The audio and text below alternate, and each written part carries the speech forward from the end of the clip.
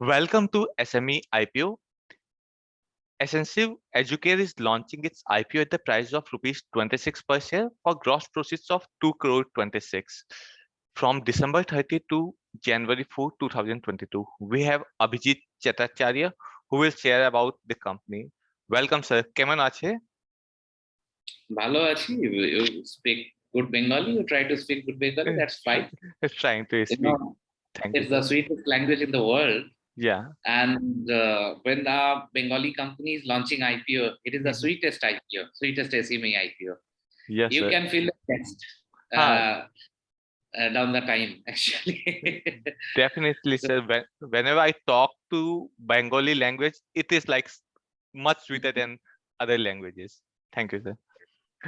Sir, can you tell something about your business model of your company? What exactly you do? sure. So, Ascensive Educare Limited is involved in skill development training, in employability skill training, Okay. and also we are imparting education like BVOC, like MBA, PGDM. So Okay. those programs are also run by us. And we are also a major stakeholder in National Apprenticeship Promotion Scheme, NAPS. Okay. We are also working in NAPS. We are promoting NAPS. We are the TP under NAPS of Ministry of Skill Development and Entrepreneurship. So we have 3-4 verticals. One is skilling, that is one is government skilling, another one is the fee-based skilling, third one is the higher education, and fourth one is the NAPS. Okay. And sir, like what is the revenue segment of these four segments? What is the revenue percentage? Revenue percentage. Yes, sir. So from government business, we generate around 60% of our revenue. And from fee-based model, we generate around 20%. And for the rest of the two model, 10% each share. Okay. And so like which are the future growth driver out of these four sectors which you believe like have much more potential going forward? Right. Look, India is now the youngest country in the world in terms of the youths available in our country. Yes, sir. So it can be turned into a demographic dividend if you train them, you make them skilled. Because the skilling percentage in India is lower other than the developed countries. In other developed countries like Korea, China, they are very highly skilled manpower percentage in their countries. So they are growing like anything. But India, the skilled manpower availability percentage is very low.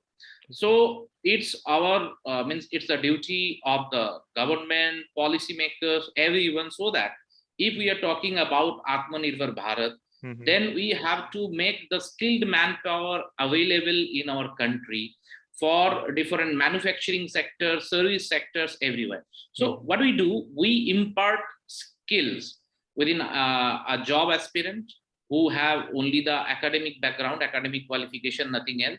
They come to us, we provide them training. Actually, we follow a QP and National Occupational Standard, QP and NOS.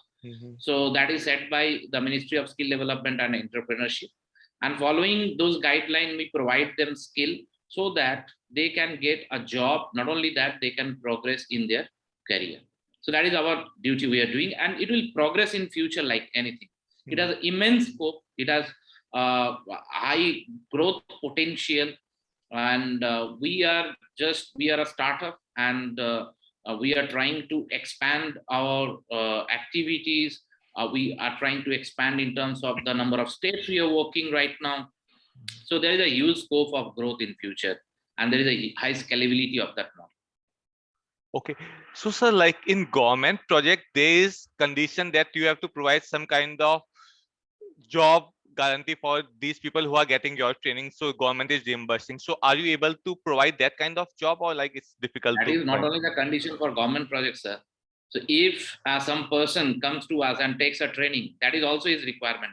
Otherwise, he will not spare us. If we can't provide him a job, he will not spare. So everywhere there is a delivery. You have to, at the end of the day, you have to deliver the outcome.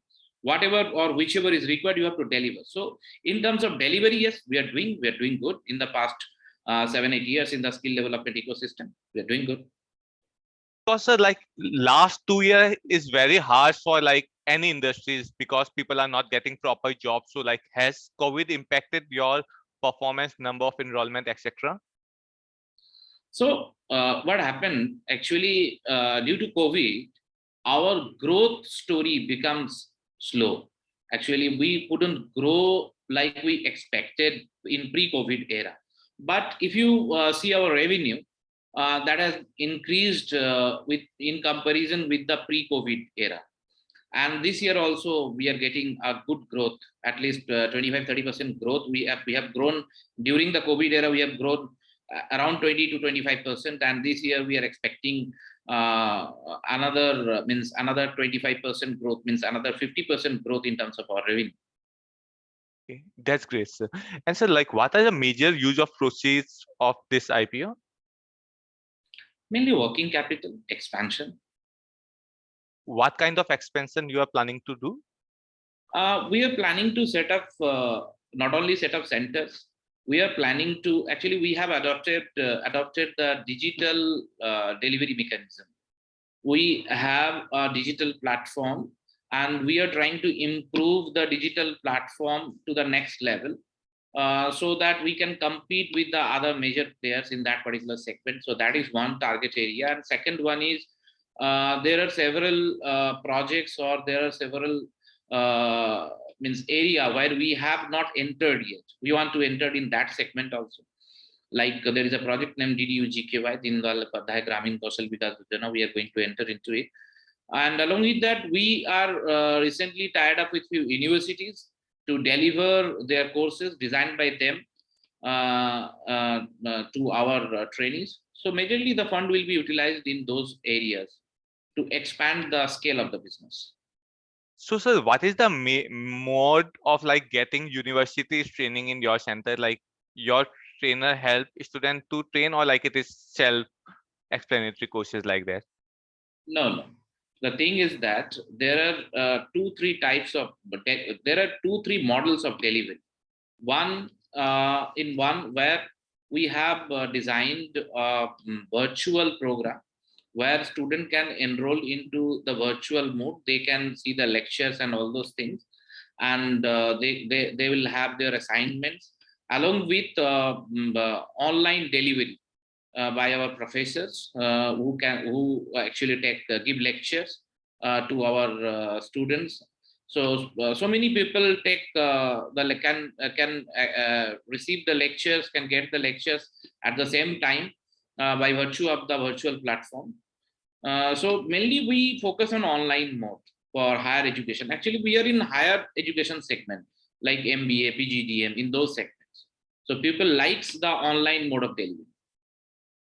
So sir, like, there are both platform available like Khan Academy or LinkedIn Learning, etc. So are they providing huge competition to you, or you have like a small niche segment where your content is speak for yourself? So actually, the number of candidates who needs this kind of training are the number is very large. And in comparison to that, the service provider are very less. So till date, we have not faced any competition, because what we see that we are even not able to reach our target customers. We are not able to accommodate them, because aspirants, there are huge number of aspirants, and in comparison to that, the supply line is very narrow. So we don't feel there is any competition, and there will be in the next 4-5 years. In between, we have to build our brand, we have to build our delivery. We actually provide outcomes so that people can recognize our brand and they can take service from us. So sir, like, who are like major competitor according to you in your area? In which particular area? Maybe like out of 4, what you feel that like for government training center, XY is competitor, for like university, Y is the competitor. In that aspect, I don't think there could be apple to apple comparison. Yeah. In university program, we consider Upgrad is a competitor of us. And in government segment, actually, that it's purely your track-based or performance-based analysis is being done by them. So if you score, means it's kind of, if you score 60 and above, you are okay. So no further requirement, means we don't compare with other companies. If we are getting the orders, yes, it is fine. Great, sir.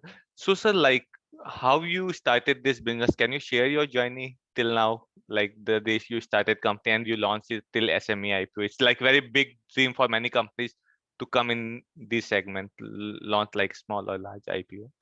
My story is not different from the other first generation entrepreneurs. So I'm a first generation entrepreneur. I have started from scratch. I used to give tuitions to students of class 8, 9, 10, 11, 12. Later on, I started providing tuitions for MBA, means CAT and MAT. And then I set up my tutorial home where I used to cater a large number of students. Then I thought that there must be I should proceed further from a tutorial background. So I started a computer training center in the year of 2008. And then gradually company grown up, we delivered whatever was expected by our trainees, and gradually the company grown up, and finally in the year of 2019 actually thought about the IPO, because we need investment to grow further. Because you know that I am a first generation entrepreneur, and I am a background from a very middle class family background. My father was a soldier in Indian Army, and then I need money to expand my business. So I tried various ways like venture capitalists, and I tried even the angel investors. But you know that until or unless your company has a valuation, nobody is being attracted by you. So later on, I analyzed that IPO is one of the way where you can you can put some valuation, and if your shares are performing well, then your company will have a good valuation, and in future also if you want to raise capital, so that valuation will work. So that was the plan. Amazing the journey. story. Yes, sir. Like great to know Baiju founder and you have some kind of similarity. Like he started like teaching and make largest unicorn in India. So for Right. same for you. And sir, like what's message It's a for your great inspiration for all of us. yes. I take inspiration from Baiju's Ravichandran. Mhm. He's a great inspiration. He's a case study for all of us. Okay. Yes, sir. I believe globally no companies has market capitalization of $56 billion. Like private Baiju is valued and then they are planning to launch in USA. Right. Again, like I feel similarity with you talking to you. Great, sir. And so like what is potential message to shareholder from your side? Like why they should invest in your company and how you would want to move ahead with your shareholders? I'll tell them to follow three things. One is the track record, the growth path of the company. Growth path of the company is very robust. For the last 8-9 years, we have grown with a steep. There is no very steep rise. There is a good growth. Sometimes we have got twofold growth. Sometimes we have got 50% growth.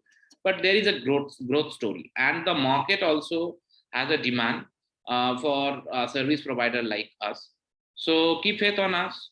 Your money will actually सोना उगलेगा आपका पैसा यही है कि it will bring fortune and luck for you also. Thanks a lot, sir. I expect like it will bring fortune and Sona Gole for the investor. And thanks a lot for giving us time. And we expect you got like very high subscription and soon move from like SME to main exchange. Wish you all the best, sir. Thank you very much. Thank you.